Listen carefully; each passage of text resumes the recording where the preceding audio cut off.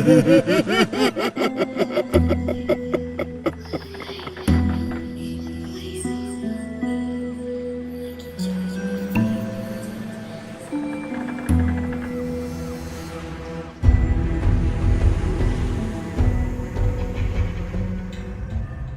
ស្តីអ្នកទាំងអស់គ្នាថ្ងៃនេះយើងនឹងជួបគ្នាជាមួយនឹងសាច់រឿងបែបរន្ធត់មួយទៀតដែលខ្ញុំនឹងលើកយកមកបកស្រាយដើម្បីជួយអ្នកទាំងអស់គ្នាសិនដាប់តែសាច់រឿងថ្ងៃនេះរៀងគួរឲ្យខ្លាចបន្តិចព្រោះតែជាសាច់រឿងរបស់ខ្មោចស្រីដែលមានផ្ទៃពោះនាងត្រូវបានស្លាប់នៅពេលដែលនាងកំពុងតែមានកូននៅក្នុងពោះរបស់នាងជាហេតុធ្វើឲ្យខ្មោចរបស់នាងរាងកាយសាហាវជាងខ្មោចធម្មតាហើយនាងក៏បានធ្វើការលងបន្លាចរហូតដល់ផ្អើលភូមិតែម្ដងគ្នាដើម្បីចង់ដឹងពីមូលហេតុនៃការស្លាប់របស់នាងព្រមទាំងការលើងបន្លាចរបស់នាងទៅកាន់អ្នកភូមិផងនោះសូមទៅសន្តាប់ការបកស្រាយសាច់រឿងរបស់ admin ទាំងអស់គ្នា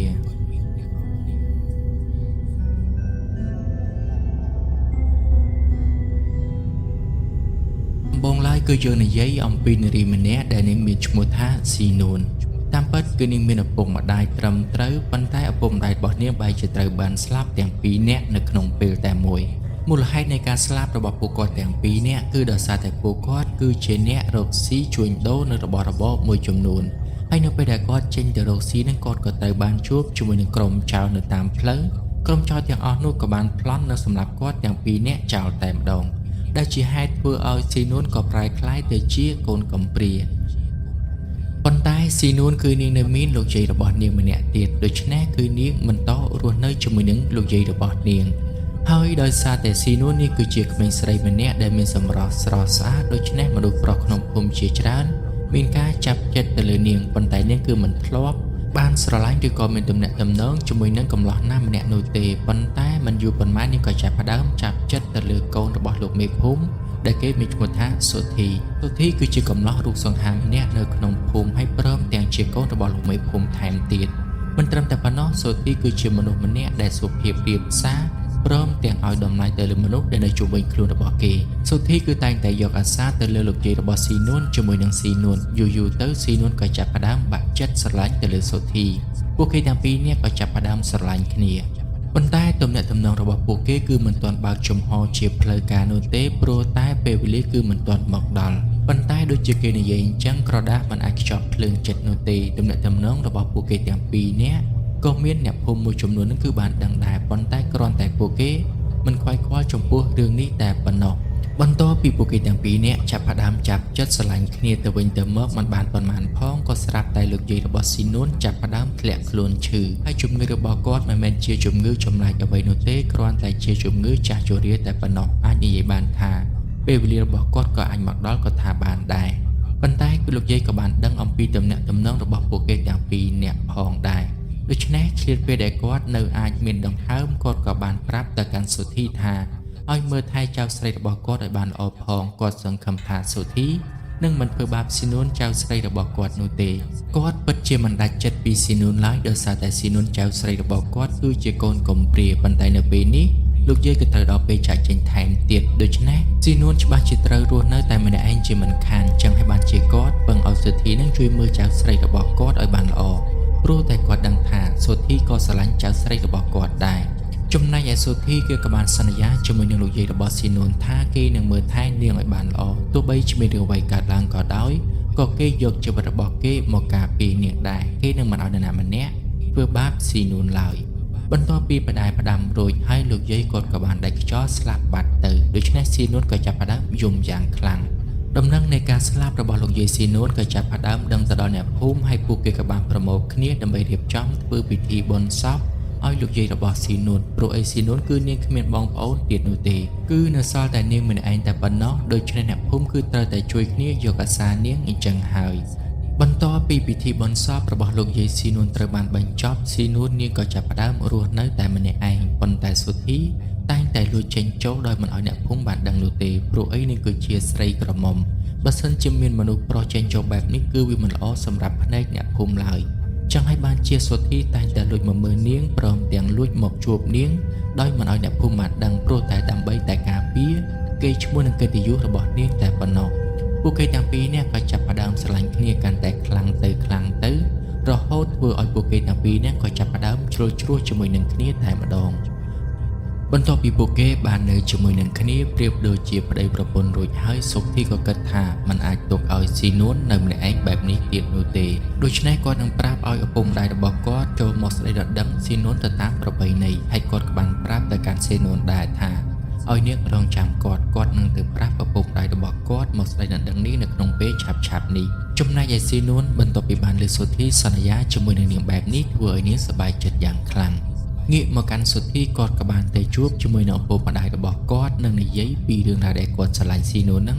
ប្រាប់ទៅកាន់ឪពុកម្ដាយរបស់គាត់ដើម្បីឲ្យពួកគាត់ទាំងពីរនាក់ចូលស្ដីដណ្ដឹងនាងទៅតាមប្រពៃណីប៉ុន្តែគាត់មិនបានប្រាប់ថាពួកគេទាំងពីរនាក់មានអ្វីជ្រុលជ្រោះជាមួយនឹងគ្នានោះទេព្រោះអីបើសិនជាឪពុករបស់គាត់ដឹងថាគាត់ធ្វើបែបនេះច្បាស់ជាត្រូវថ្មោងរបស់ឪពុករបស់គាត់ជាមិនខានឪពុករបស់គាត់គឺជាមេភូមិមិនអនុញ្ញាតឲ្យកូនប្រុសរបស់ខ្លួនធ្វើបែបនេះមុនពេលរៀបការនោះទេអញ្ចឹងហើយបានជាគាត់មិនហ៊ានយករឿងរ៉ាវមួយនេះប្រាប់ទៅកាន់ឪពុករបស់គាត់មុនគ្រាន់តែប្រាប់ថាគាត់នឹងស៊ីនួនស្រឡាញ់គ្នាតែប៉ុណ្ណោះហើយគាត់ចង់សុំឲ្យអ្នកទាំងពីរទៅស្ដីដណ្ដឹងនាងដើម្បីយកនាងធ្វើជាប្រពន្ធរបស់គាត់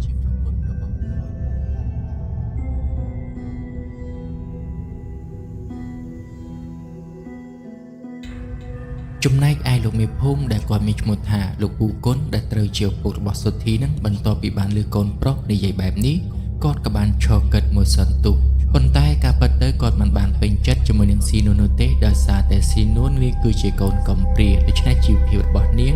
គឺក្រីក្រខ្លាំងណាស់គាត់ចង់រកកូនអ្នកមានម្នាក់នៅក្នុងភូមិឲ្យកូនប្រុសរបស់គាត់ព្រោះតែគាត់គិតថាជីវភាពរបស់សុទ្ធីអាចនឹងប្រសើរឡើងបន្ទាប់ពីសុទ្ធីបានរៀបការជាមួយនឹងកូនអ្នកមានណាម្នាក់នៅក្នុងភូមិនេះព្រោះអីគាត់មានតែកូនប្រុសម្នាក់នេះតែប៉ុណ្ណោះហើយគាត់ក៏ស្រឡាញ់សុទ្ធីខ្លាំងណាស់ដែរប៉ុន្តែគ្រាន់តែគាត់មិនដែលបង្ហាញពីទឹកចិត្តនៃការស្រឡាញ់ឲ្យសុទ្ធីបានឃើញតែប៉ុណ្ណោះព្រោះតែខ្លាចថាសុទ្ធីនឹងអាចខ្លាចទៅជាកូនទំរើសប៉ុន្តែការចិញ្ចឹមកូនរបស់គាត់មិនបណ្ដោយឲ្យសុទ្ធីនេះខ្លាចទៅជាក្មេងទំរើសនោះទេគាត់ចិញ្ចឹមសុទ្ធីបានយ៉ាងល្អដូច្នេះហើយបានជាគាត់ចង់រកកូនអ្នកមានដើម្បីឲ្យមកធ្វើជាប្រពន្ធរបស់សុទ្ធីប្រសើរជាងសុទ្ធីរៀបការជាមួយនឹងស៊ីនួននឹងត្រូវរកស៊ីធ្វើការដើម្បីចិញ្ចឹមស៊ីនួនមួយជីវិតព្រោះឯស៊ីនួននាងគឺជាកូនកំព្រានាងគ្មានអ្វីសេសសល់នោះទេគិតរួចហើយគាត់ក៏រកវិធីធ្វើយ៉ាងណាដើម្បីបដិសេធជាមួយនឹងកូនប្រុសរបស់គាត់ហើយគាត់ក៏បានបែរមកនិយាយជាមួយនឹងសុទ្ធីថាមិនអីនោះទេប៉ុន្តែត្រូវរងចាំឲ្យគាត់បានធ្វើផ្ទះថ្មីរួចរាល់សិនព្រោះតែគាត់ជាមួយនឹងម្ដាយរបស់សុទ្ធីនឹងគឺមានគម្រោងចង់ធ្វើផ្ទះថ្មីមួយសម្រាប់សុទ្ធីវាក៏ជាឱកាសល្អដែរបន្ទាប់ពីធ្វើផ្ទះនោះរួចរាល់ហើយគាត់នឹងរៀបការឲ្យសុទ្ធីបន្ទាប់មកគាត់នឹងចែកផ្ទះនោះឲ្យទៅកាន់សុទ្ធីជាមួយនឹងប្រពន្ធរបស់គេសម្រាប់រស់នៅពេលដែលបានលើកបែបនេះសុទ្ធីពិតជាសប្បាយចិត្តយ៉ាងខ្លាំងគេក៏បានប្រញាប់អរគុណលោកទាំងពីរសុទ្ធីក៏បានយកដំណឹងមួយនេះប្រាប់ទៅកាន់ស៊ីនួនផងដែរថាពួកគេទាំងពីរនាក់នឹងមានផ្ទះថ្មីនិងកសាងគ្រួសាររស់នៅជាមួយនឹងគ្នាប៉ុន្តែការពិតទៅវាមិនដូចជាអ្វីដែលសុទ្ធីគិតនោះទេពិធីនេះគឺគ្រាន់តែពិធីពន្យាពេលតែប៉ុណ្ណោះអំឡុងពេលនៃការធ្វើផ្ទះគាត់នឹងឆ្លៀតឱកាសស្វែងរកកូនក្រមុំរបស់នរណាម្នាក់ឬក៏ជាកូនមិត្តភក្តិរបស់គាត់បើមិនដូច្នោះទេគឺជាកូនអ្នកមាននៅក្នុងភូមិដើម្បីឲ្យមករៀបការជាមួយនឹងសុទ្ធីហើយការធ្វើផ្ទះមួយនេះគឺគាត់បានព្យាយាមពន្យាពេលឲ្យកាន់តែយូរព្រោះអីដើម្បីឲ្យគាត់មានពេលកាន់តែច្រើននៅក្នុងការស្វែងរកកូនក្រមុំឲ្យទៅកាន់កូនប្រុសរបស់គាត់ផ្ទុយពីឪពុករបស់ខ្លួនសុទ្ធីពិតជាចង់ឲ្យផ្ទះមួយនេះគឺត្រូវបានធ្វើឆាប់ហើយណាស់ប៉ុន្តែមើលទៅជាងហាក់ដូចជាព្យាយាមអូសបន្លាយពេលវេលាឲ្យបានកាន់តែវែងប៉ុន្តែការពិតទៅគឺជាងមិនបានគិតបែបនេះនោះទេគឺជាលោកមេភូមិដែលគាត់ជាអ្នកប្រាប់ជាងឲ្យធ្វើបែបនេះធ្វើកាន់តែយូរគឺកាន់តែល្អចំណែកឯជាងក៏ចេះតែធ្វើតាមសម្ដីរបស់លោកមេភូមិទៅ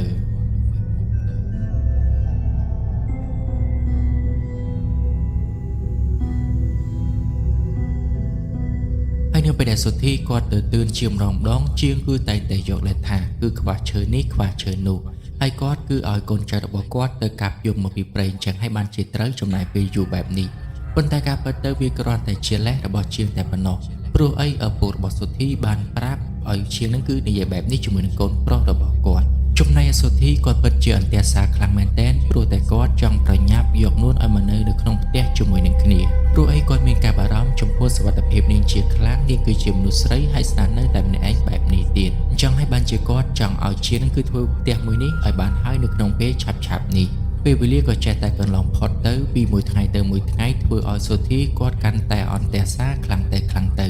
មិនយូរប៉ុន្មានពេលវេលារយៈពេល1ខែនឹងក៏បានកន្លងផុត ប៉ុន្តែផ្ទះគឺធ្វើទៅតែនឹងបាន 20% តែប៉ុណ្ណោះហើយនៅថ្ងៃមួយសុធីគេក៏បានទទួលបានដំណឹងមួយពីនួនគឺនួនចាប់ផ្ដើមមានផ្ទៃពោះហើយបើតាមស្មានមើលទៅផ្ទៃពោះរបស់នាងគឺមានប្រមាណជិត1ខែទៅហើយនៅពេលដែលឮបែបនេះសុធីគាត់មានអារម្មណ៍ថាសប្បាយចិត្តបន្តិចប៉ុន្តែមានការព្រួយបារម្ភបន្តិចព្រោះតែពួកគេទាំងពីរនាក់មិនទាន់រៀបការជាមួយនឹងគ្នានៅឡើយនោះទេហើយបើសិនជានួនមានផ្ទៃពោះបែបនេះច្បាស់ជាមានរឿងធំជាមិនខានហើយបើសិនជាផ្ទះមួយនេះត្រូវបានសាងសង់មុនពេលដែលពោះរបស់នួនកាន់តែខ្ទាតធំទៅដូច្នេះវាមិនអីនោះទេប៉ុន្តែបើសិនជាផ្ទះមួយនេះនៅតែអូសបន្លាយបែបនេះទៀតដូច្នេះផ្ទៃពោះរបស់នួនច្បាស់ជាត្រូវបានបែកការជាមិនខានចំណែកឯអ្នកសាងសង់ផ្ទះក៏ចេះតែសាងសង់បន្តទៅទៀតពេលវេលាក៏ចេះតែកន្លងពីមួយថ្ងៃទៅមួយថ្ងៃរហូតដល់ពេលរយៈពេល2ខែក៏បានកន្លងផុតទៅពោះរបស់នួនស្ទើរតែលែងអាចទប់ជាប់ទៀតហើយដែលជាហេតុធ្វើឲ្យនួនមិនហ៊ានចេញទៅខាងក្រៅជួបជាមួយនឹងអ្នកដទៃទៀតនោះទេចំណែកឯផ្ទះវិញគឺទើបតែធ្វើបានប្រមាណជាង 50% តែប៉ុណ្ណោះអញ្ចឹងប្រហែលជាអាចត្រូវចំណាយរយៈពេល2ខែទៀតឯណោះទើបតែផ្ទះនេះអាចធ្វើរួចនៅពេលដែលឃើញថាពោះរបស់នួនកាន់តែខ្ទាតធំទៅធ្វើឲ្យសុធីពិតជាមានការអន្ទះសារយ៉ាងខ្លាំងប៉ុន្តែគាត់គ្មានវិធីដោះស្រាយនោះទេព្រោះតែការធ្វើផ្ទះមួយនេះគឺស្ថិតទៅលើជាងដែលពោះរបស់គាត់បានជួលមកគាត់មិនអាចធ្វើអ្វីបានទាំងអស់គឺមានតែរងចាំតែប៉ុណ្ណោះមិនយូរប៉ុន្មានរយៈពេលកន្លះខែក៏បានកន្លងផុតទៀតដូច្នេះសរុបទៅគឺវារយៈពេល2ខែកន្លះទៅហើយចំណែកឯពោះរបស់នួននៅវិញគឺมันអាចលាក់បាំងបានទៀតនោះទេព្រោះតែវាខ្ទាតកាន់តែធំទៅហើយវិធីដោះស្រាយគឺមានតែសុធីនិយាយប្រាប់ឪពុកម្ដាយរបស់ខ្លួនតាមត្រង់តែប៉ុណ្ណោះដូច្នេះសុធីក៏បានមកជួបជាមួយនឹងនួននិងនិយាយប្រាប់ទៅកាន់នួនថាពួកគេត្រូវទៅជួបឪពុកម្ដាយរបស់សុធីដើម្បីនិយាយប្រាប់អំពីរឿងមួយនេះពួកគេគ្មានវិធីដោះស្រាយក្រៅតែពីនឹងទៀតនោះទេចំណែកឯនួននាងក៏បានយល់ព្រមធ្វើទៅតាមសុធីដោយនាងបានទៅជួបលោកមេភូមិជាមួយនឹងប្រពន្ធរបស់គាត់ជាមួយនឹងសុធីហើយនៅពេលដែលពួកគេទាំងពីរនាក់បានជួបជាមួយនឹងលោកមេភូមិនិងប្រាប់អំពីរឿងដែលបានកើតឡើងនោះស្រាប់តែលោកមេភូមិកាន់តែច្រឡោតកាន់តែខ្លាំងសូម្បីតែនាងគឺជាកូនកំព្រាគាត់មិនពេញចិត្តទៅហើយទម្រាំតែនាង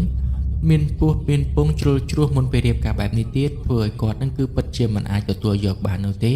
ក្នុងនាមគាត់គឺជាមេភូមិប៉ុន្តែបែរជាមានកូនប្រុសសាដែលមានផ្ទៃពោះមុនពេលរៀបការបែបនេះទៀតតើឲ្យគាត់យកមុខទៅទុកឯណាទៅហើយតើគាត់និយាយជាមួយនឹងអ្នកភូមិតើគេមិននឹងស្ដាប់គាត់នៅពេលក្រោយទៀតព្រោះតែគាត់គឺជាអ្នកនិយាយប្រដៅឬអប់រំដោះស្រាយបញ្ហាឲ្យអ្នកភូមិនៅពេលដែលខ្លួនគាត់បែបនេះច្បាស់ជាអ្នកភូមិលែងស្ដាប់គាត់បន្តទៅទៀតហើយ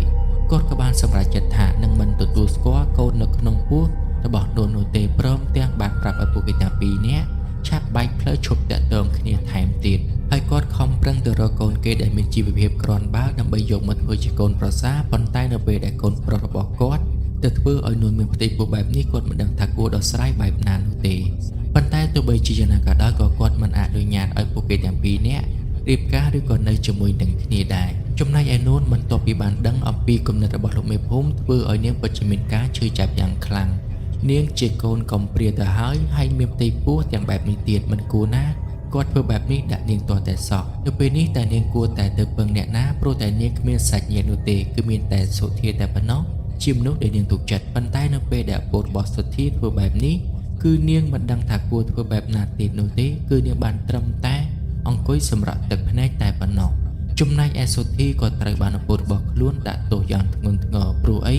គាត់បែរជាធ្វើឲ្យនួនមានផ្ទៃពោះកាលពីចំនួនហ្នឹងគឺការធ្វើបែបនេះមិនមែនជារឿងធម្មតានោះទេអាចនឹងត្រូវបានខ្មាស់គេពេញមួយភូមិតែម្ដងស្របពេលដែលគាត់គឺជាមេភូមិទៀតបែរជាត្រូវបានកូនធ្វើបែបនេះអញ្ចឹងគាត់ច្បាស់ជានិយាយគេលែងស្ដាប់ជាមិនខានហើយសុធាក៏ត្រូវបានគាត់ដាក់ទោសយ៉ាងធ្ងន់ធ្ងររហូតធ្វើឲ្យគាត់ហ្នឹងគឺរបួសមិនអាចក្រោកពីគ្រែបានឡើយចំណែកឯនួនក៏បានត្រឡប់ទៅផ្ទះរបស់នាងវិញនាងមិនបានធ្វើអ្វីទាំងអស់ក្រៅតែពីអង្គុយយំតែប៉ុណ្ណោះមិនយូរប៉ុន្មានក៏ស្រាប់តែអ្នកភូមិបានដឹងថានាងគឺមានផ្ទៃពោះដូច្នេះអ្នកភូមិមិនត្រឹមតែមិនអាណិតនាងនោះទេបែរជាតេះថ្មេះឌីលនាងថែមទៀតព្រោះតែនាងគឺជាមនុស្សស្រីក្រមុំបែរជាមានកូនទាំងអត់ប្តីបែបនេះទៅវិញវាជារឿងអាក្រក់បំផុតឬក៏ជាគំរូដ៏អាក្រក់សម្រាប់នារីដែលនៅក្នុងភូមិនោះដូច្នេះគេមិនលើកទឹកចិត្តឲ្យនាងធ្វើបែបនេះនោះទេបើសិនជានាងធ្វើបែបនេះនាងនឹងត្រូវរងទរណកម្មជាស្ដីពីអ្នកភូមិពេញនឹងតែម្ដងណាមួយនាងពិបាកចិត្តរឿងសុធីណាមួយទៀតគឺត្រូវបានអ្នកភូមិជេរតេះថ្មេះឌីនាងស្ទើរតែជារាល់ថ្ងៃធ្វើឲ្យនាងគឺមិនអាចទ្រាំបាននោះទេហើយលោកមេភូមិគាត់ក៏បានមកជួបនាងដោយផ្ទាល់ដើម្បីនិយាយអំពីរឿងមួយចំនួនជាមួយនឹងនាងអ្វីដែលគាត់ចង់និយាយនោះគឺគាត់ចង់ឲ្យនាងធ្វើការផ្លាស់ទីពីភូមិមួយនេះទៅរស់នៅក្នុងភូមិផ្សេង ដោយធ្នូជាមួយនឹងប្រាក់មួយចំនួនអាចឲ្យនាងចិញ្ចឹមកូនរបស់នាងបានរយៈពេល6-7 ឆ្នាំឯណោះគាត់ធ្វើបែបនេះគឺដោយសារតែគាត់បានរកបានកូនដែលមានម្នាក់ហើយឆាប់នេះគាត់នឹងនាំកូនប្រុសរបស់គាត់ចូលទៅស្រីដណ្ដឹងគេអញ្ចឹងហើយបានជាគាត់សុខចិត្តឲ្យនាងចាក់ចេញពីទីនេះដោយធ្នូជាមួយនឹងប្រាក់មួយចំនួនឲ្យនាងចិញ្ចឹមកូនរបស់នាងហើយនៅពេលដែលនួននាងបានលើបែបនេះនាងគឺមានការឈឺចាប់កាន់តែខ្លាំងប៉ុន្តែនាងក៏មិនបាននិយាយអ្វីទាំងអស់ក្រៅតែពីសម្រាប់ទឹកភ្នែកតែប៉ុណ្ណោះបន្ទាប់មកលោកមេភូមិក៏បានទុកប្រាក់មួយចំនួនដែលគាត់រៀបចំឲ្យនាងចាក់ចេញពីភូមិមួយនេះនៅក្នុងផ្ទះរបស់នាងហើយគាត់ក៏បានចាក់ចេញទៅបាត់ទៅដោយគាត់សង្ឃឹមថានាងនឹងធ្វើទៅតាមសន្យាដែលគាត់បាននិយាយជាមួយនឹងនាង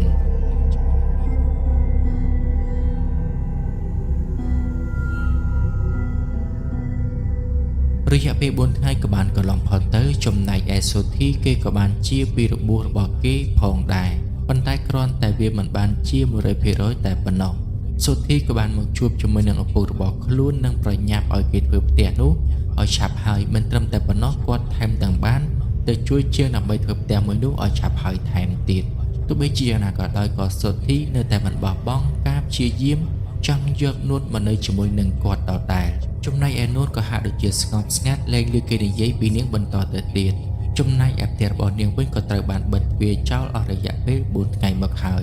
ចំណែកលោកមេភូមិគាត់គិតថាប្រហែលជានួនបានចាក់ចេញពីភូមិនេះហើយដូច្នេះធ្វើឲ្យគាត់មានអារម្មណ៍រៀងធូរទ្រូងបន្តិចពេលនោះគាត់នឹងនាំកូនប្រុសរបស់គាត់ទៅស្រីដណ្ដឹងកូនរបស់គេដែលជាអ្នកមាននៅឯចុងភូមិនឹងឯងប៉ុន្តែដំណឹងដែលនួនមានផ្ទៃពោះគឺមិនអាចលាក់បាំងបាននោះទេពួកគេបាននិយាយតគ្នាហើយអ្នកដែលគេសង្ស័យបំផុតគឺជាសូធីនឹងឯងអ្នកភូមិសង្ស័យថាសូធីគឺជាឪពុកកូននៅក្នុងផ្ទៃរបស់នួនព្រោះតែមានតែសូធីតែប៉ុណ្ណោះដែលស្និទ្ធស្នាលជាមួយនឹងនួនព្រមទាំងធ្លាប់ចេញចូលផ្ទះរបស់នួនជាញឹកញាប់ផងដែរដូច្នេះដំណឹងមួយនេះក៏បានលើកទៅដល់ពុកម្ដាយខាងស្រីដែលលោកមេភូមិគាត់មានបំណងចង់ចូលទៅស្ដីដណ្ដឹងដូច្នេះពុកម្ដាយខាងស្រីក៏បានបដិសេធមិនឲ្យលោកមេភូមិចូលទៅស្ដីដណ្ដឹងកូនស្រីរបស់ពួកគេទីនោះទេលុះត្រាតែរឿងនេះត្រូវបានដោះស្រាយឲ្យបានច្បាស់លាស់សិនថាកូននៅក្នុងផ្ទៃរបស់នួនគឺមិនមែនជាកូនរបស់សុធីចំណែកឯលោកមេភូមិគាត់ហាក់ដូចជាមិនសូវមានការព្រួយបារម្ភនោះទេចំពោះរឿងរ៉ាវមួយនេះព្រោះអីគាត់គិតថានួនគឺបានធ្វើការផ្លាស់ទីទៅរស់នៅក្នុងភូមិផ្សេងរួចហើយបន្ទាប់ពីគាត់បានប្រគល់ប្រាក់មួយចំនួនឲ្យទៅកាន់នាងដោយសារតែប៉ុន្មានថ្ងៃនេះគឺគ្មាននរណាម្នាក់បានឃើញនួនបង្ហាញខ្លួននោះទេដូច្នេះគាត់គិតថាប្រហែលជានួនបានចាក់ចេញតាំងពីយប់ដែលថ្ងៃគាត់ប្រគល់ប្រាក់ឲ្យនាងមកម្លេះចឹងហើយបានជាអ្នកភូមិមិនបានដឹងអំពីរឿងមួយនេះ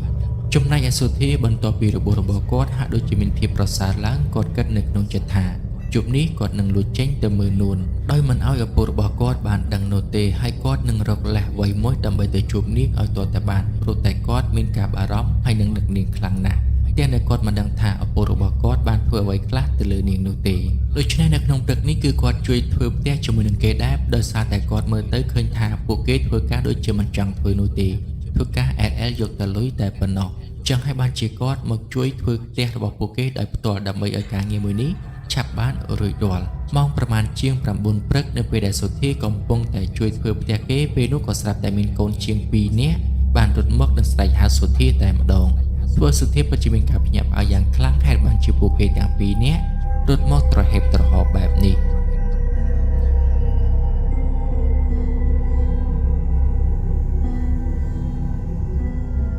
មិនទាន់បាននិយាយអ្វីផងក៏ស្រាប់តែមេជាងបានស្រែកសួរមុនថាហើយចោះឲ្យពីរអ្នកឯងទៅដឹកឈើប៉ុន្តែពេលនេះហេតុអ្វីបានជារត់មកដៃទទេបែបនេះទៅវិញ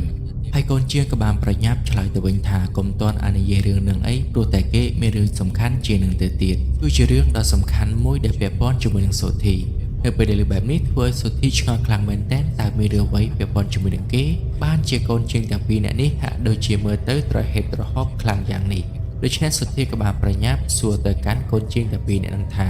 តើមានអ្វីកើតឡើងមិនព្រមនិយាយឲ្យលឿនមកចំណែកឯកូនជាងទាំងពីរអ្នកនោះក៏បានប្រាប់ថាគឺនួនដែលជាមនុស្សស្រីដែលឯងស្រឡាញ់នឹងគឺនាងបានស្លាប់បាត់បង់ជីវិតបាត់ទៅហើយនៅពេលដែលឮដំបូងនោះគឺសូធីមិនជឿនោះទេគាត់គិតថាពួកគេទាំងពីរនាក់គ្រាន់តែនិយាយលេងជាមួយនឹងគាត់តែប៉ុណ្ណោះប៉ុន្តែពេលនោះស្រាប់តែមានកូនជាងម្នាក់ទៀតបាននិយាយថា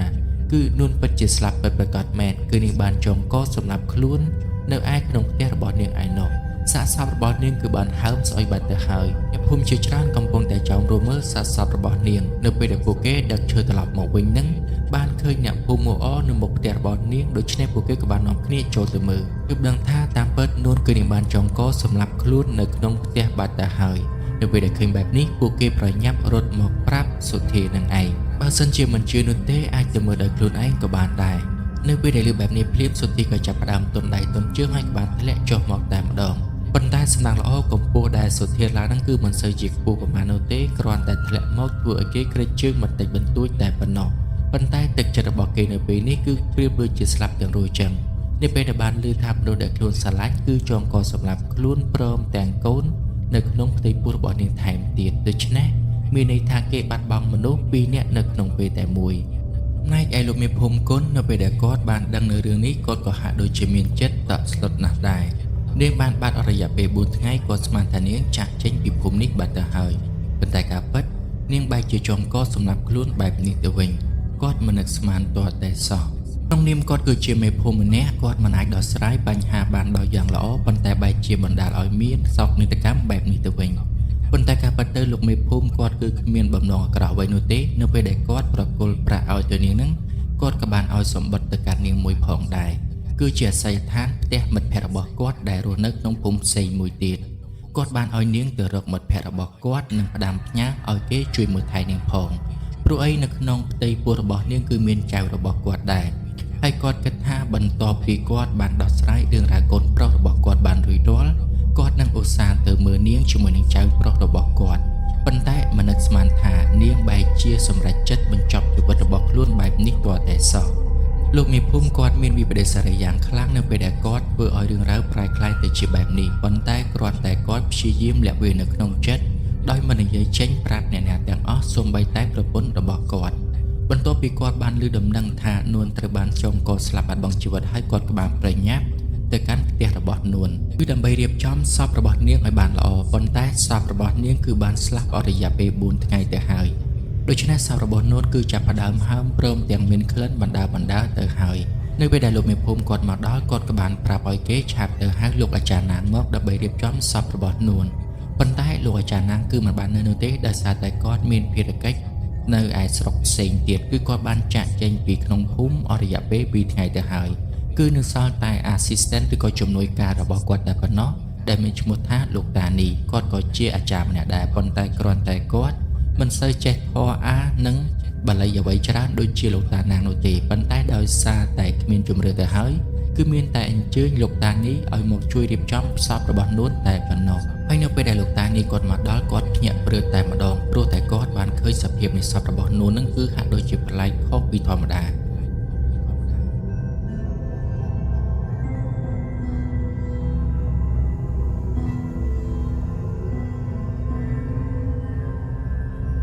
សពរបស់នួនគឺស្លាប់ទាំងដែលនាងមានកូននៅក្នុងផ្ទៃព្រមទាំងស្លាប់រយៈពេល4ថ្ងៃថែមទៀតគាត់មិនដឹងថាតើមានសត្វឆ្មាចូលមកក្រឡងសាកសពរបស់នាងឬក៏អត់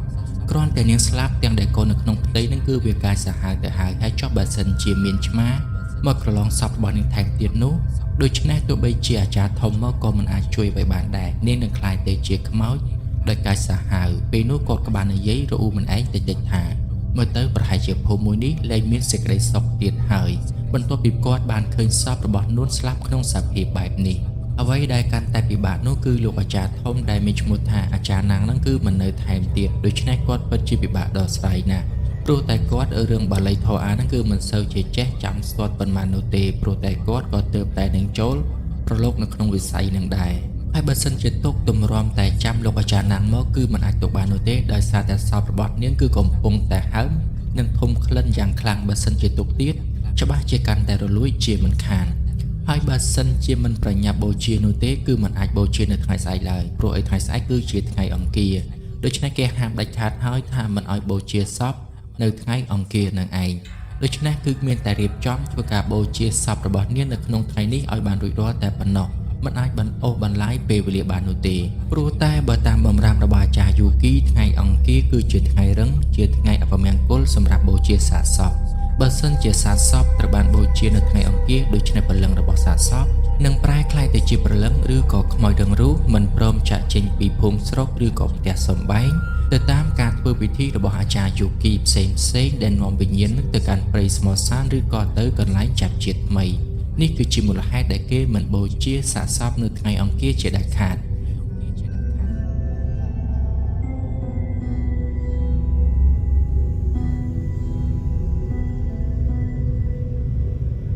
ហេតុនេះហើយបានជាលោកអាចារ្យតានីបានប្រាប់ឲ្យគេរៀបចំបូជាសាកសពរបស់នួនឲ្យបានលឿនជាទីបំផុតធ្វើយ៉ាងណាគឺមិនត្រូវឲ្យឈានចូលទៅដល់ថ្ងៃស្អែកដែលត្រូវជាថ្ងៃអង្គារជាដាច់ខាតប៉ុន្តែតម្រាំតែអ្នកភូមិបានទៅប្រាប់ដំណឹងនេះទៅកាន់គាត់គឺពេលវេលាវារៀងល្ងាចទៅហើយចំណែកឯថ្ងៃក៏ចាប់ផ្ដើមលិចបណ្ដើរផងដែរហើយគាត់ក៏បានប្រាប់ឲ្យអ្នកភូមិប្រញាប់រៀបចំសាកសពរបស់នាងឲ្យបានលឿនគឺដង្ហែចេញទៅបូជានៅទីបញ្ចុះសពឯណោះសពរបស់នាងគឺមិនអាចបូជានៅក្នុងភូមិបាននោះទេគេក៏បានប្រញាប់នាំគ្នារៀបចំទៅតាមអ្វីដែលលោកអាចារ្យតានីប្រាប់ទៅកាន់ពួកគេប៉ុន្តែម្នាក់រៀបចំបណ្ដាខ្ទប់ច្រមុះបណ្ដាព្រោះតែក្លិនអាសោចនៃសាកសពរបស់នាងគឺថាស្អុយខ្លាំងមែនទែនជះក្លិនស្ទើរតែទ្រាំមិនបានទៅហើយប៉ុន្តែពួកគេត្រូវតែធ្វើព្រោះអីមិនអាចទោសសាកសពរបស់នាងនៅក្នុងភូមិបាននោះទេបើមិនដូច្នោះទេភូមិនេះច្បាស់ជារស់គ្មានសេចក្តីសុខឡើយទម្រាំតែពួកគេបានរៀបចំរួចរាល់ហើយនឹងគឺឃើញថាពេលវេលាម៉ោងប្រមាណជាង6កន្លះបាត់ទៅហើយអ្នកដែលរៀបចំក៏នៅតែបន្តរៀបចំចំណែកឯតានីគាត់ដើរសូត្រនៅគាថាជុំវិញផ្ទះមួយនេះព្រោះតែគាត់ក៏មិនដឹងដែរថាតើមានសត្វឆ្មាមកកន្លងសាកសពរបស់នាងឬក៏អត់ដោយសារតែសាកសពរបស់នាងគឺត្រូវបានទុកចោលនៅក្នុងផ្ទះអស់រយៈពេល4ថ្ងៃទៅហើយរួមទាំងថ្ងៃនេះអញ្ចឹងយើងមិនដឹងថាតើមានសត្វឆ្មាដែលចូលមកក្នុងផ្ទះរបស់នាងឬក៏អត់ចឹងហើយបានជាគាត់រៀបចំការពារមុនប្រសើរជាងពេលដែលមានរឿងរ៉ាវកើតឡើងអាចនឹងធ្វើឲ្យគាត់មិនអាចទប់ទល់បាននោះទេព្រោះតែគាត់គឺជាអាចារ្យមួយគឺជាអាចារ្យទី2តែប៉ុណ្ណោះមិនមែនជាអាចារ្យធំឡើយចំណេះវិជ្ជារបស់គាត់ក៏មិនទាន់ជ្រៅជ្រះដូចជាអាចារ្យណាងដែរប៉ុន្តែទោះបីជាយ៉ាងណាក៏ដោយគាត់ព្យាយាមធ្វើទៅតាមអ្វីដែលគាត់អាចធ្វើទៅបានប្រសើរជាងគាត់មិនធ្វើអ្វីទាំងអស់ចំណែកឯសុធីនៅពេលដែលគេបានឃើញមនុស្សស្រីដែលខ្លួនស្រឡាញ់ជាមួយនឹងកូនរបស់ខ្លួនត្រូវបានស្លាប់ក្នុងសភាពបែបនេះធ្វើឲ្យគេរំជួលចិត្តយ៉ាងខ្លាំងគឺគេយំឡើងខ្សោះខ្លួនតែម្ដងឪពុកនឹងក៏បានប្រាប់ទៅកាន់កូនថាឲ្យគាត់សុំទោសព្រោះតែគាត់ទើបរឿងរ៉ាវខ្លាយទៅជាបែបនេះហើយការចំណាយនៅក្នុងពិធីបុណ្យរបស់នាងគឺលោកមេភូមិជាអ្នកចេញទាំងអស់ទោះបីជាត្រូវអស់ប៉ុន្មានក៏ដោយត្រូវតែរៀបចំបុណ្យសពរបស់នាងឲ្យបានល្អទម្រាំតែរៀបចំរួចរាល់ចប់ស្រេចបាច់អស់ម៉ោងប្រមាណជាង7យប់បាត់ទៅហើយចំណែកឯមេឃវិញនឹងគឺចាប់ផ្ដើមបង្អុរភ្លៀងមកតិចថែមទៀតពេលនោះពួកគេក៏ចាប់ផ្ដើមមើលមុខគ្នាតែម្ដងប៉ុន្តែតានេះប្រាប់ថាគឺមិនអាចទុកបាននោះទេត្រូវតែប្រញាប់ដង្ហែទៅទាំងមេឃកំពុងតែរលឹមបែបនេះព្រោះបើសិនជាបន្តិចទៀតមេឃកាន់តែភ្លៀងច្បាស់ជាពិបាកនៅក្នុងការបូជាជាមិនខានហើយចុះបើសិនជាភ្លៀងមិនព្រមរះដូច្នេះសាកសពមួយនេះច្បាស់ជាឈានចូលទៅដល់ថ្ងៃអង្គារជាមិនខានគឺជាថ្ងៃដែលគេហាម5នៅក្នុងការបូជាសាកសពប៉ុន្តែមុនពេលដែលទៅនឹងតានីបានប្រាប់ទៅកាន់ពួកគេថាការធ្វើដំណើរលើកនេះអាចនឹងជួបជាមួយនឹងឧបសគ្គមួយចំនួនដូច្នេះគាត់ត្រូវការតែអ្នកដែលមានផ្លូវចិត្តរឹងមាំតែប៉ុណ្ណោះប៉ុន្តែបើសិនជាអ្នកដែលមានផ្លូវចិត្តទន់ខ្សោយឬក៏ពូកែខ្លាចឆាប់នាំគ្នាត្រឡប់ទៅផ្ទះវិញទៅហើយត្រូវតែឡើងទៅលើផ្ទះបិទបង្អួចបិទទ្វារឲ្យជិតទោះបីជាមានអ្នកណាគេមកគោះទ្វារក៏ដោយក៏មិនត្រូវបើកដែរបើសិនជាមិនច្បាស់ថាជាសាច់ញាតិក៏បងប្អូនរបស់ខ្លួនឯងឬបែបនេះបរិសម្នាក់បានសួរទៅកាន់តានីថាតើមានអ្វីកើតឡើងតាមើលទៅតាផ្ដាំផ្ញើដូចជាមិនសូវស្រួលមិនដឹងនោះទេប៉ុន្តែតានីប្រាប់ទៅកាន់គាត់វិញថាកុំសួរនាំច្រើនពេកធ្វើទៅតាមអ្វីដែលយើងប្រាប់ទៅបើសិនជាមិនចង់មានរឿងបន្ទាប់មកមនុស្សប្រុសប្រមាណជាង7-8នាក់គឺដង្ហែសាកសពរបស់នួនដើម្បីយកទៅកន្លែងបញ្ចុះដើម្បីឲ្យតានីធ្វើពិធីបូជាគឺមិនមានមនុស្សស្រីនោះទេចូលរួមនៅក្នុងការដង្ហែសាកសពមួយនេះមនុស្សស្រីនិងក្មេងៗក៏បាននាំគ្នាត្រឡប់ទៅផ្ទះវិញរៀងៗខ្លួននិងធ្វើទៅតាមអ្វីដែលតានីបានផ្ដាំផ្ញើទៅកាន់ពួកគេបានបិទទ្វារនិងបង្អួចចិត្តព្រមទាំងនាំកូនចៅឡើងទៅលើផ្ទះអស់រលីងតែម្ដង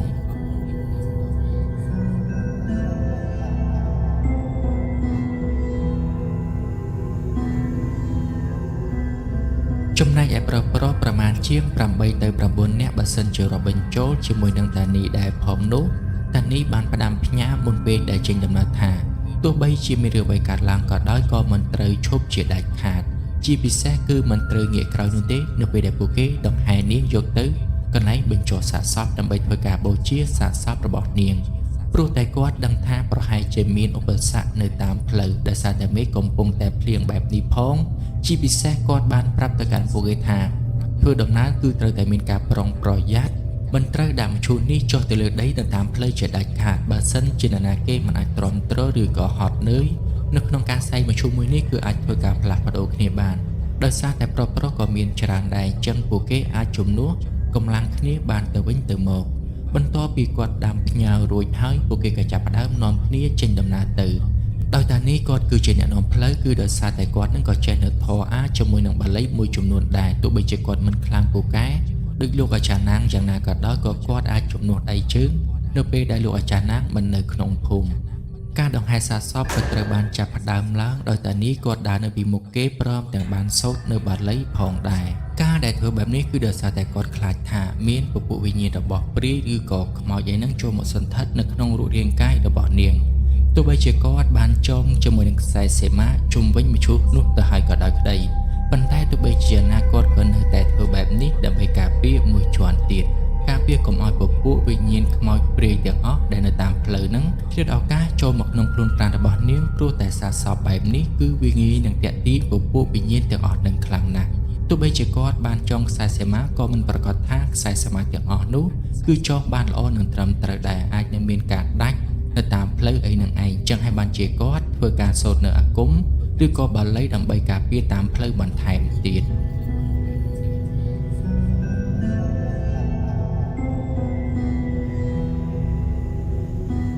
ភ្លៀងរលឹមក៏ចាប់ផ្ដើមធ្លាក់រេចដែលធ្វើឲ្យអ្នកដែលដង្ហែសាកសពនោះម្នាក់គឺថារងាឡើងរួញខ្លួនតែម្ដងចំណែកឯផ្លូវគឺថាងងឹតឡើងស្លប់គឺមានតែពន្លឺភ្លើងពិលដែលពួកគេបានកាន់យកទៅជាមួយតែប៉ុណ្ណោះនៅពេលដែលកំពុងតែធ្វើដំណើរតាមផ្លូវហ្នឹងក៏ស្រាប់តែឆ្កែនៅក្នុងភូមិចាប់ផ្ដើមលូយ៉ាងក្រលួចតែម្ដងដែលធ្វើឲ្យគ្រប់គ្នាកំពុងតែហាសពរបស់នាងមានអារម្មណ៍ថាដូចជាមិនសូវស្រណុកក្នុងចិត្តមិនដឹងនោះទេពេលខ្លះម្ដងហាក់ដូចជាព្រឺក្បាលខុសពីធម្មតា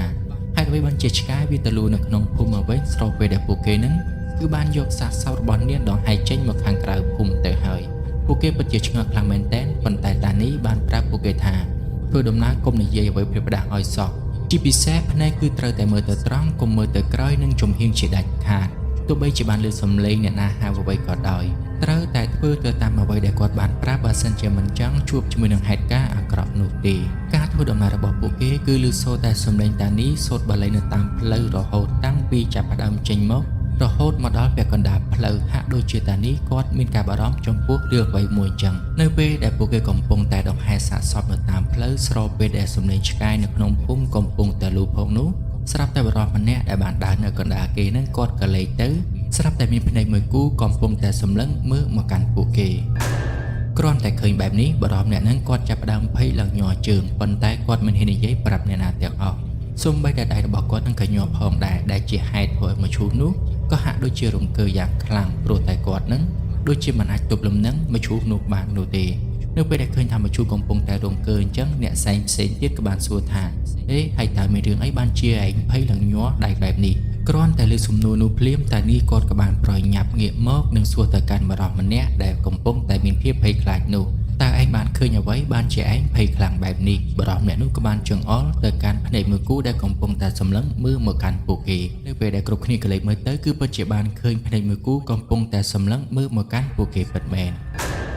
ធ្វើឲ្យអ្នកដែលកំពុងតែសែងមឈូសនឹងភ័យស្ទើរតែទម្លាក់មឈូសនោះចោលទៅហើយប៉ុន្តែត្រូវបានតានេះស្រែកប្រាប់ពួកគេថាកុំភ័យឲ្យសោះយើងនៅទីនេះហើយគ្មានអ្វីកើតឡើងនោះទេពួកឯងត្រូវតែព្យាយាមទប់មឈូសឲ្យជាប់កុំឲ្យធ្លាក់ដល់ដីឲ្យសោះបន្ទាប់មកតានេះគាត់ក៏បានក្លែកមើលទៅកាន់ភ្នែកមួយគូនោះហើយគាត់ក៏បានបញ្ចាំងពិលទៅចំភ្នែកមួយគូនោះតែម្ដងតាមពិតវាគ្រាន់តែជាសត្វឆ្មាខ្មៅមួយក្បាលតែប៉ុណ្ណោះអញ្ចឹងតើបានជាពួកគេបានឃើញភ្នែករបស់វាគឺដោយសារតែវាមានពណ៌ខ្មៅនៅពេលដែលវានៅទីងងឹតបែបនេះទៀតធ្វើឲ្យពួកគេមើលមិនឃើញរូបរាងរបស់វានោះទេគឺឃើញតែភ្នែករបស់វាតែប៉ុណ្ណោះនៅពេលដែលពួកគេបានឃើញថាតាមពិតគ្រាន់តែជាឆ្មាខ្មៅមួយក្បាលធ្វើឲ្យពួកគេមានអារម្មណ៍រៀងធូរស្បើយបន្តិចបន្ទាប់មកតានេះក៏បានប្រាប់ទៅកាន់ពួកគេថាពួកឯងចេះតែខ្លាចផ្ដេសផ្ដាស់ហើយបើសិនជាមឈូសនេះធ្លាក់លើដីមិនច្បាស់ជាចប់ជាមិនខានអញ្ចឹងមុននឹងខ្លាចអ្វីមួយគឺត្រូវតែប្រកាសឲ្យច្បាស់ជាពិសេសគឺត្រូវតែការពារកុំឲ្យមឈូសនេះធ្លាក់ដល់ដីឲ្យសោះបើមិនដូច្នោះទេយើងច្បាស់ជាមិនអាចជួយបាននោះទេបន្ទាប់ពីលឺតានីប្រាប់ពួកគេរួចហើយពួកគេក៏បានយល់ស្របទៅតាមអ្វីដែលតានីបាននិយាយបន្ទាប់មកពួកគេក៏បាននាំគ្នាធ្វើការដង្ហែបន្តទៅមុខទៀតកាត់មេឃកំពុងតែរលឹម ស្រេចធ្វើឲ្យគ្រប់គ្នានឹងគឺត្រជាក់ឡើងព្រឺសម្បុរតែម្ដងនៅពេលដែលក្បួនកំពុងតែធ្វើដំណើរបន្តទៅមុខចំណែកឯសំឡេងសូត្របាលីរបស់តានីគឺនៅតែឮមិនដាច់ទាល់តែសោះគ្រប់គ្នាក៏បានធ្វើទៅតាមអ្វីដែលតានីបានប្រាប់នៅពេលដែលពួកគេធ្វើដំណើរទៅដល់កន្លែងមួយដែលសម្បូរព្រៃច្រើនដុះនៅតាមផ្លូវជាពិសេសដើមឈើធំៗហ្នឹងស្រាប់តែនៅពេលនោះបរិសម្នាក់ដែលដើរនៅក្រោយគេហ្នឹងគាត់បានឮសំឡេង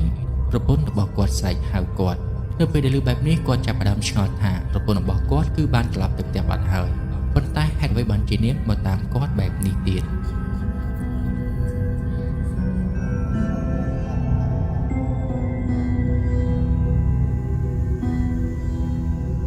នៅពេលដែលបានឮសំឡេងហៅដំបងគឺគាត់មិនបានងាកក្រោយនោះទេដោយសារតែគាត់គិតថាប្រហែលជាគាត់នឹងគឺស្ដាប់ច្រឡំប៉ុន្តែនៅពេលដែលគាត់ធ្វើដំណើរទៅមុខបានតែបន្តិចទៀតសំឡេងនឹងក៏នៅតែឮហៅដដែលព្រោះគាត់មិនអស់ចិត្តតតែសោះគាត់គិតថាសំឡេងនេះគឺជាសំឡេងប្រពន្ធរបស់គាត់ហើយពេលនោះគាត់ក៏បានសម្រេចចិត្តងាកទៅក្រោយដើម្បីរកមើលប៉ុន្តែនៅពេលដែលគាត់ងាកមើលទៅបែរជាមិនបានឃើញអ្វីទាំងអស់ក្រៅតែពីភាពងងឹតមើលមិនធ្លុះភ្នែកតតែសោះធ្វើឲ្យគាត់ឆ្ងល់យ៉ាងខ្លាំងហេតុអ្វីបានជាគាត់ឮសំឡេងយ៉ាងច្បាស់ប៉ុន្តែនៅពេលដែលគាត់ងាកទៅបែរជាមិនបានឃើញមនុស្សនៅពីក្រោយទៅវិញដូច្នេះគាត់ក៏បានងាកបែរមកខាងមុខវិញប៉ុន្តែនៅពេលដែលគាត់ងាកមកមុខវិញស្រាប់តែគាត់បានឃើញខ្មោចរបស់ស៊ីនូនឹងគឺនៅអង្គុយនៅលើមឈូសដែលគេកំពុងតែសែកនឹងតែម្ដងគ្រាន់តែឃើញបែបនេះភ្លាមធ្វើឲ្យគាត់ភ័យខ្លាំងពេកគាត់ក៏បានស្រែកខ្លាំងៗថាខ្មោចស៊ីនួនព្រមទាំងបានយកដៃរបស់គាត់ចង្អុលទៅកាន់មឈូសដែលពួកគេកំពុងតែសែងថែមទៀតហើយនៅពេលដែលគ្នារបស់គាត់បានលើបែបនេះគ្រប់គ្នាក៏ចាប់ផ្ដើមភ័យស្លន់ស្លោម្ដងទៀតគ្រប់គ្នាព្យាយាមកលេចមើលជុំវិញខ្លួនប៉ុន្តែបែរជាមិនបានឃើញអ្វីទាំងអស់ចំណែកឯតានីគាត់ក៏បានរត់មកក្រោយវិញបន្ទាប់មកគាត់បានសួរថាមានរឿងអ្វីកើតឡើងហើយបរិសុទ្ធអ្នកនោះក៏បាននិយាយប្រាប់ពីអ្វីដែលគេបានឃើញព្រមទាំងសំឡេងដែលគេបានឮ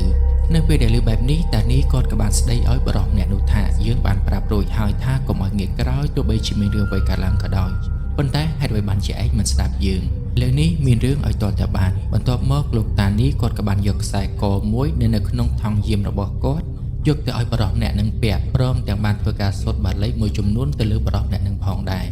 បន្ទាប់មកសភាពការក៏ត្រូវបានស្ងប់ស្ងាត់ទៅវិញដូច្នេះគាត់បានដាស់តឿនទៅកាន់ពួកគេថាយើងប្រាប់ពួកឯងម្ដងទៀតថាកុំងាកព្រែផ្ដាបើសិនជាពួកឯងមិនចង់ជួបជាមួយនឹងរឿងរ៉ាវចម្លែកដូចជាវាគឺគិតតែពីដើរទៅមុខត្រង់ផ្លូវទៅបានហើយបើសិនជាពួកឯងមិនស្ដាប់យើងនោះទេច្បាស់ជាជួបជាមួយនឹងរឿងរ៉ាវចម្លែកដូចជាវានេះជាមិនខានបន្ទាប់ពីតានេះគាត់និយាយរួចហើយគាត់ក៏បានដើរទៅមុខគេដើម្បីនាំផ្លូវហើយពួកគេក៏បាននាំគ្នាធ្វើដំណើរបន្តទៅមុខបន្តទៅទៀត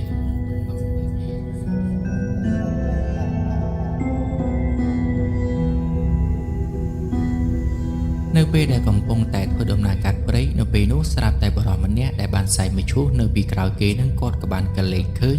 មានមនុស្សម្នាក់កំពុងតែឈរស្ទង់នៅខាងក្រោមដើមឈើដ៏ធំមួយឃើញបែបនេះគាត់ពិតជាភ័យខ្លាំងមែនទែនរហូតធ្វើឲ្យគាត់នឹងគឺភ័យឡើងញាស់តែម្ដងប៉ុន្តែដោយសារតែគាត់បានចងចាំនៅពាក្យសម្ដីរបស់តានីគាត់ក៏បានព្យាយាមទប់ស្មារតីព្រមទាំងងាកមុខទៅមុខវិញគឺមិនមើលទៅកាន់វាទៀតនោះទេហើយគាត់ក៏មិនបាននិយាយអ្វីប្រាប់ទៅកាន់នរណាម្នាក់ដែរគឺគិតតែពីដើរទៅមុខត្រង់ទៀតតែប៉ុណ្ណោះការធ្វើដំណើររបស់ពួកគេនឹងគឺថាចិត្តដល់កន្លែងបូជាសពហើយប៉ុន្តែពេលនោះផងដែរក៏ស្រាប់តែបរិសុទ្ធម្នាក់ទៀតបានឃើញថាមានសត្វដំរីដ៏ធំមួយមិនត្រឹមតែប៉ុណ្ណោះ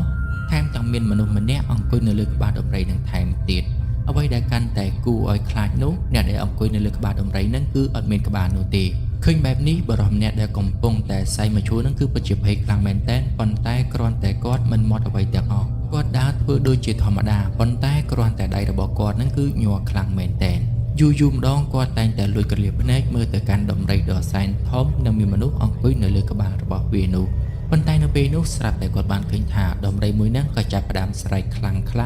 ព្រមទាំងរត់សម្ដៅមករកពួកគេថែមទៀតដោយគឺបំរុងនឹងជន់ពួកគេតែម្ដង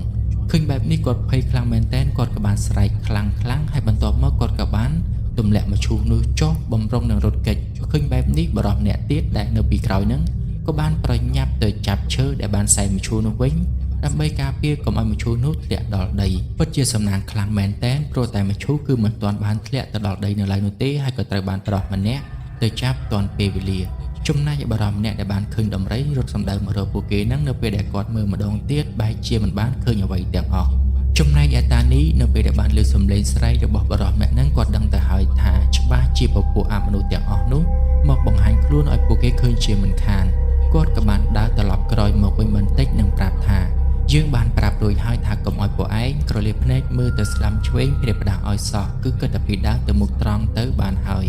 ប៉ុន្តែពួកឯងបែរជាមិនស្ដាប់យើងទាល់តែសោះធ្វើឲ្យមានរឿងទាល់តែបានប៉ុន្តែក៏ពិបាកបន្ទោសពួកឯងដែរដោយសារតែពួកឯងនេះគឺជាមនុស្សធម្មតាមិនធ្លាប់ឆ្លងកាត់រឿងរ៉ាវបែបនេះនោះទេចឹងហើយបានជាពួកឯងចាញ់ល្បួងរបស់ពពួកវិញ្ញាណទាំងអស់នោះប៉ុន្តែពួកឯងគួរតែព្យាយាមធ្វើយ៉ាងណាយើងទៅដល់ទីកន្លែងរបស់យើងបើមិនដូច្នោះទេ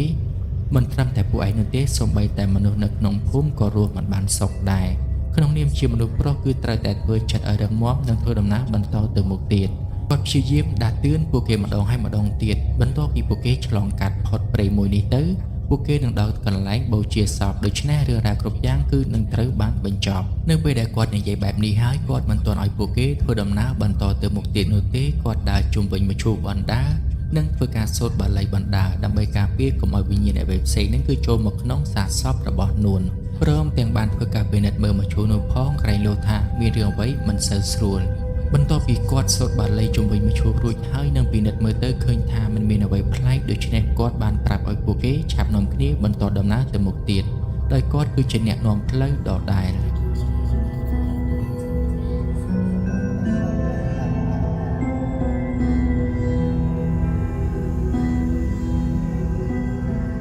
ធ្វើដំណើរគឺមិនសូវជាលឿនប៉ុន្មាននោះទេដោយសារតែមេឃគឺកំពុងតែរលឹមដូច្នេះផ្លូវក៏ចាប់ផ្ដើមសើម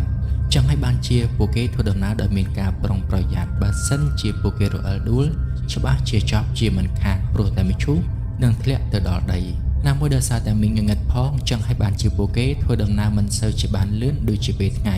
បើសិនជាពេលថ្ងៃវិញគ្រាន់តែរត់តែមុខក្តឹបនឹងគឺដល់បាត់ទៅហើយនៅពេលដែលធ្វើដំណើរបានប្រមាណជាងត្រឹមតែ50ម៉ែត្រទៅមុខទៀតតែប៉ុណ្ណោះស្រាប់តែហេតុការណ៍ចំណែកមួយទៀតក៏ត្រូវបានកើតឡើងគឺមឈូសនោះចាប់ផ្ដើមរង្គើយ៉ាងខ្លាំងដូចជាមានមនុស្សកំពុងតែព្យាយាមរើបំរាស់ដើម្បីចេញពីមឈូសនោះមកអញ្ចឹងការពិតទៅហេតុការណ៍មួយនេះគឺឃើញតែបរិសម្នាក់ដែលជាអ្នកសែមឈូសនៅខាងមុខគេដែលនៅខាងឆ្វេងដៃតែប៉ុណ្ណោះតែចំពោះអ្នកផ្សេងវិញគឺគេឃើញដូចជាធម្មតាដូចជាមិនមានអ្វីប្លែកនោះទេបរិសម្នាក់ហ្នឹងគាត់ពិតជាឆ្ងល់ខ្លាំងមែនទែនតើនៅក្នុងហ្នឹងមានរឿងអ្វីកើតឡើងបានជាមឈូសរង្គើបែបនេះឬក៏នួនមានជីវិតរស់ឡើងមកវិញប៉ុន្តែគាត់គិតថានួនបានស្លាប់ឡើងហើមទៅហើយហេតុអ្វីបានជានួនអាចរស់មកវិញបានចឹងគឺមានតែខ្មោចរបស់នួនលងគាត់តែប៉ុណ្ណោះគាត់ដើរបណ្ដាគិតបណ្ដាប៉ុន្តែគ្រាន់តែគាត់មិនហ៊ានប្រាប់អ្នកណាទាំងអស់ហើយគាត់ក៏គិតថាប្រហែលជាគេឃើញដូចជាគាត់ដែរនៅពេលដែលគាត់ធ្វើជាមិនដឹងមិនឮគាត់បែរជាបានលើសំឡេងរបស់នួនស្រែកចេញពីក្នុងមឈូសនឹងមកតែម្ដង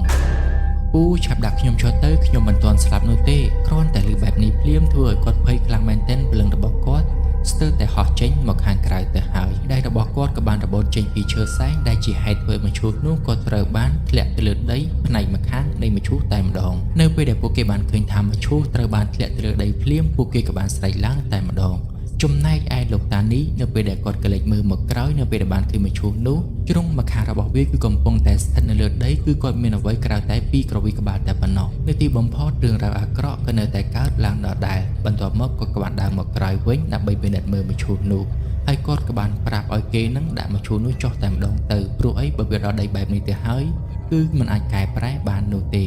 គ្រប់គ្នាក៏បានដាក់មឈូសនោះចុះហើយក៏បានសួរទៅកាន់តានីថា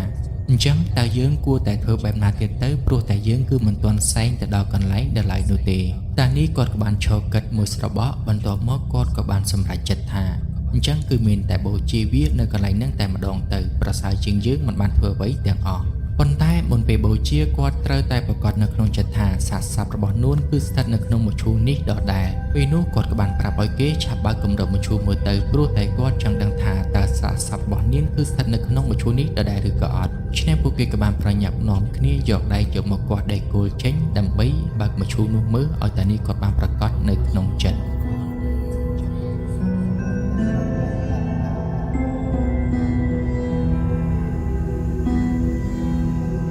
ពេលនោះគម្របមឈូសក៏ត្រូវបានបើកឡើងដូច្នេះគ្រប់គ្នាក៏បាននាំគ្នាប្រញាប់អើតមើលប៉ុន្តែដោយសារតែងងឹតពេកគឺមិនឃើញអ្វីទាំងអស់ចំណែកឯតានេះគាត់ក៏បានយកពិលដែលគាត់កាន់នៅនឹងដៃនឹងដើម្បីបញ្ចាំងមើលប៉ុន្តែនៅពេលដែលគាត់បញ្ចាំងមើលទៅគាត់បានលាត់មកថា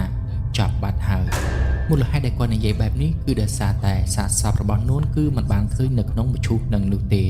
ដូច្នេះមានន័យថានួនគឺនាងបានលាក់សាកសពរបស់ខ្លួនឯងដោយមិនឲ្យគេបូជាសាកសពរបស់នាងនោះទេ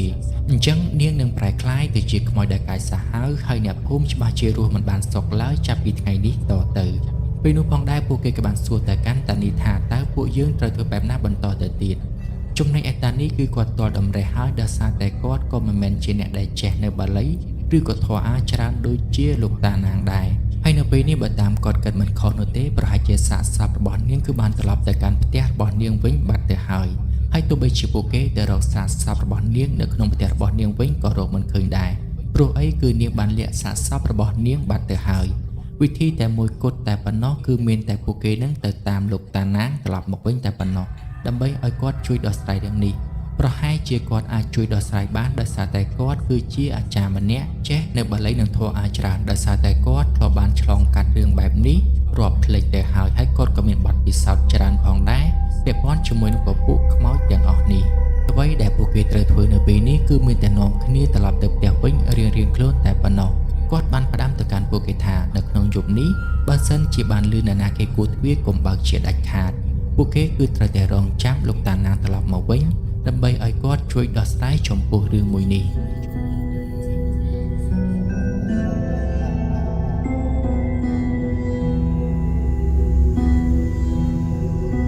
ហើយសាច់រឿងរបស់យើងក៏ត្រូវបានស្លែត្រឹមតែប៉ុណ្ណឹងសិនរងចាំសន្តាប់ភាពបន្តនៅថ្ងៃស្អែកបន្តទៅទៀត